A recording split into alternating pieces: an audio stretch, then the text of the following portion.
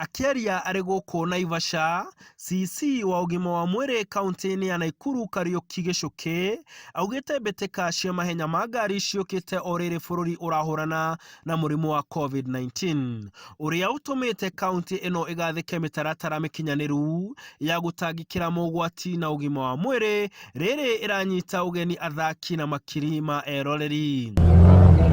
Thirikari ya kaunti yugĩte mũrimũ wa COVID-19 nĩ ũcokete thĩ na gĩkĩro kĩnene, ũguo ĩkoria mũingĩ ũthiĩ na mbere gũthingatithia mĩtaratara ĩrĩa magathĩkĩte na ministry ya ũgima wa mwĩrĩ nĩguo kũhũrana na ũhotekeku wa mũrimũ ũyũ kwanjia gũtamba werũ. Rũhonge rwa kũhũrana na mogwati kaunti-inĩ ĩno rũrĩtie mũingĩ ndũkanagĩe na wagagu kuona mĩkawa nĩ ikinyanĩirie ikĩro cia kũhũrana na mogwati matiganĩte. Ũrũmwe wa ene mĩkawa kaunti-inĩ ya Nakuru naguo nĩ ũrĩtie mũingĩ ndũkanakimanĩrĩre taũni-inĩ ya Naivasha kuona mbĩtĩka ici cia safari nĩ itanyĩtwo matũũra-inĩ matiganĩte, ũguo nĩ ũkagĩa na mweke mwega wa gũciĩrorera matũũra-inĩ matiganĩte igũrũ rĩa Naivasha.